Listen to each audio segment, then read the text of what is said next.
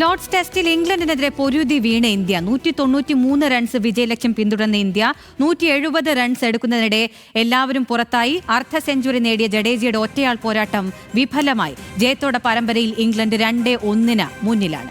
വിവരങ്ങളുമായി സ്പോർട്സ് ഡെസ്കിൽ നിന്ന് ജോയ് മോൻ ജോസ് ആണ് ചേരുന്നത്. ജോയ്, ഈ വാലറ്റത്തെ കൂട്ടുപിടിച്ച് ജഡേജ നടത്തിയ പോരാട്ടം വിഫലമായി അല്ലേ? തീർച്ചയായും അഖില, അതായത് ഈ ഒരു ലോർഡ്സ് ടെസ്റ്റിൽ ഏറെ ഒരു മികച്ചൊരു പ്രകടനം കാഴ്ചവെച്ചൊരു താരമാണ് ജഡേജ. അതായത് ഇന്ത്യയിലെ ടോപ്പ് ഓർഡർ ഉൾപ്പെടെ ഇംഗ്ലണ്ട് ബോൾ നിരയ്ക്ക് മുമ്പിൽ വീഴുമ്പോഴും വാലറ്റത്തെ കൂട്ടുപിടിച്ചാണ് ജഡേജയുടെ ഒരു ജയത്തിലേക്കുള്ളൊരു ശ്രമമാണ് പരാജയപ്പെടുന്ന ഒരു കാഴ്ചയുണ്ട്. എങ്കിലും ജഡേജയുടെ പ്രകടനം എടുത്തു പറയേണ്ട ഒരു കാര്യമാണ്. അതായത് 87-ന് 7 വിക്കറ്റുകൾ ഇന്ത്യക്ക് നഷ്ടമായപ്പോൾ പിന്നീട് ജസ്പ്രീത് ബുംറയും അതുപോലെ തന്നെ അതിനുശേഷം വന്ന മുഹമ്മദ് സിറാജിനെയും കൂട്ടുപിടിച്ച് നടത്തിയ ജഡേജയുടെ ചെറുത്തുനിൽപ്പാണ് ഇന്ത്യനെ ഒരു വലിയൊരു തോൽവിയിൽ അല്ലെങ്കിൽ നാണക്കേടിൽ നിന്ന് ഒഴിവാക്കിയത്. അതുപോലെ ജഡേജ തുടർച്ചയായിട്ട്, അതായത് ഈ കഴിഞ്ഞ 4 ഇന്നിങ്സുകളിലും അർദ്ധ സെഞ്ചുറി നേടി, അതായത് ലോക റാങ്കിങ്ങിൽ ഉള്ള ഓൾറൗണ്ടർമാരിൽ മികച്ചതെന്ന് 1ാം സ്ഥാനത്തുള്ള ജഡേജ അത് ഒരിക്കൽ കൂടി ക്രിക്കറ്റ് ലോകത്തിന് കാണിച്ചു തരികയായിരുന്നു ഇന്നത്തെ പ്രകടനത്തിൽ കൂടെ. ഒരു ഘട്ടത്തിൽ നമുക്ക് കളി പൂർണ്ണമായും കൈവിട്ട് പോയി എന്ന് തോന്നിയിടത്തു നിന്നാണ് ജഡേജയുടെ ഈ ഒരു ഒറ്റയാൾ പോരാട്ടം ഇത്ര വരെ, അതായത് 22 റൺസിനാണ് നമ്മളിപ്പോൾ പരാജയപ്പെട്ടിരിക്കുന്നത്, അവിടം വരെ എത്തിച്ചത്. അല്ലെങ്കിൽ തന്നെ ഒരു വലിയൊരു തോൽവി തന്നെ നമ്മൾ ഏറ്റുവാങ്ങേണ്ടി വന്നേനെ.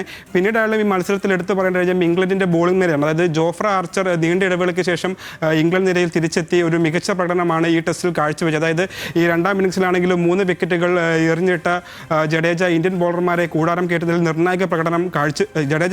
ജോഫ്ര ആർച്ചർ നിർണായക പ്രകടനം കാഴ്ചവെക്കുകയുണ്ടായി.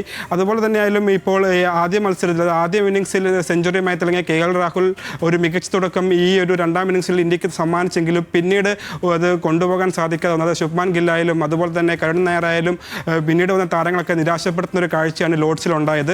എങ്കിൽ തന്നെ ആയാലും ഇന്നത്തെ ഒരു തോൽവി ഇന്ത്യയെ സംബന്ധിച്ച് ഏറെ നിരാശകരമായ ഒരു കാര്യമാണ്. അതുപോലെ തന്നെ ജഡേജയുടെ ഒരു പ്രകടനത്തെക്കുറിച്ച് നമുക്ക് ഒരിക്കൽ കൂടി പറയാം. അതെന്നാൽ ഒരു 87-ന് 7 വിക്കറ്റുകൾ ഇന്ത്യക്ക് നഷ്ടമായ ശേഷം ഒരു 30 ഓവറോളം ജഡേജ ഒറ്റയ്ക്ക് ഒരു ഒറ്റയാൾ പട്ടാളമായിട്ടൊരു മികച്ച പ്രകടനമാണ് കാഴ്ചവെച്ചത്.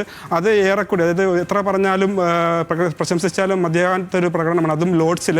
അതുപോലെ ലോർഡ്സിലെ ടെസ്റ്റ്, അതായത് ലോർഡ്സിൻ്റെ അവസാന ദിനം സാഹചര്യങ്ങൾ എപ്പോഴും ഒരു 4ാം ഇന്നിങ്സിൽ അനുകൂലമായിരിക്കില്ല. അപ്പോൾ പ്രതികൂലമായ സാഹചര്യങ്ങളിൽ ഇന്ത്യ പൊരുതി വീഴുന്നൊരു കാഴ്ചയാണ് ഇന്ന് ലോർഡ്സിലുണ്ടായത്. എങ്കിൽ തന്നെയാലും ഇപ്പോൾ പരമ്പരയിൽ ആദ്യ മത്സരവും അതുപോലെ തന്നെ ഈ ടെസ്റ്റും വിജയിച്ച ഇംഗ്ലണ്ട് ഇപ്പോൾ 2-1 മുന്നിലാണ്. അപ്പോൾ അവശേഷിക്കുന്ന 2 ടെസ്റ്റുകളിൽ മികച്ച തിരിച്ചുവരവ് നടത്താനായിരിക്കും ഇന്ത്യ ഇനി ലക്ഷ്യമിടുക. അഖില, ലോർഡ്സ് ടെസ്റ്റിൽ ഇംഗ്ലണ്ടിനെതിരെ പൊരുതി വീണിരിക്കുകയാണ് ഇന്ത്യ. 193 റൺസ് വിജയലക്ഷ്യം പിന്തുടർന്ന ഇന്ത്യ 170 റൺസ് എടുക്കുന്നതിനിടെ എല്ലാവരും പുറത്താവുകയായിരുന്നു.